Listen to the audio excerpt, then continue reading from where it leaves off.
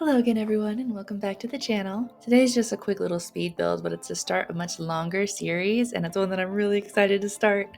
I took a big hiatus from The Sims 4 and there's still a lot about the base game and packs that I just haven't really explored much of. So I really wanted to do a series where I can explore a lot of the game's features all at once. And I couldn't really think of a better challenge to do that with than the Not So Berry challenge. I mean, its whole purpose is to explore features of the game you normally wouldn't play with. With the recent release of the Life and Death expansion, I was also really interested in the Rebirth feature. I was really curious to see how it works in almost like a legacy type challenge. So I wanted to try a Not So Berry Rebirth challenge, and I'll explain a little bit more about it here in the speed build. So I'm sure a lot of people have heard of or tried the Not So Berry challenge in The Sims 4.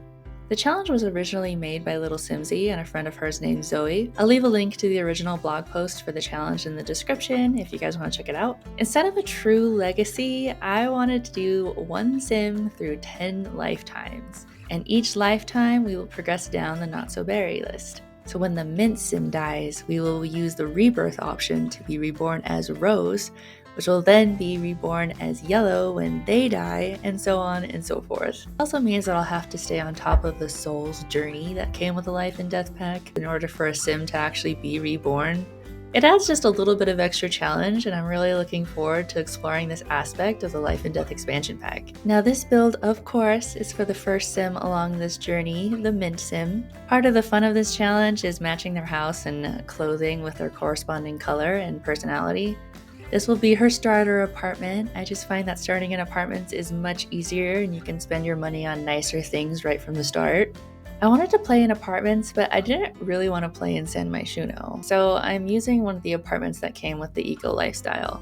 This sim is a little bit strange, a little bit quirky. She's in the scientist career that came with Get to Work, and her lifetime aspiration is the Chief of Mischief. Her lifetime goals are to finish the Elements collection, and as an additional bonus, I'm going to try to finish the My Sims and Microscope print collections as well. She obviously needs the chess table and Elements table, which you just saw me put in her office there. I'm also leaving a whole lot of the walls kind of blank here, and it's because this sim does get a lot of collectibles and wall art and a lot of different things just from her career. Here I was trying to decide the wallpaper, whether I wanted it to be more blue in tone or green tone, and that's kind of the difficult part of using the Mint sim, I feel, because the game has that like green minty color or more of that like teal color. I went with like the hair blue teal. So this is going to be her starter bathroom. I decided to do a bit more of the like everyday clutter items here, so she will have to do laundry and all these other like menial tasks, but I enjoy doing those in The Sims, so I'm okay with it.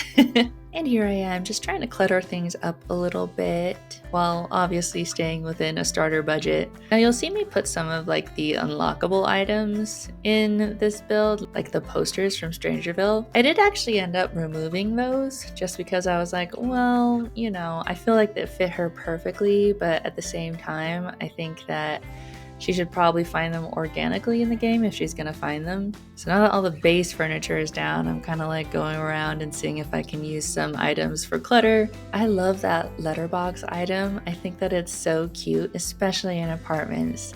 I did end up unfortunately removing it. It was a little too close to the door that they couldn't enter.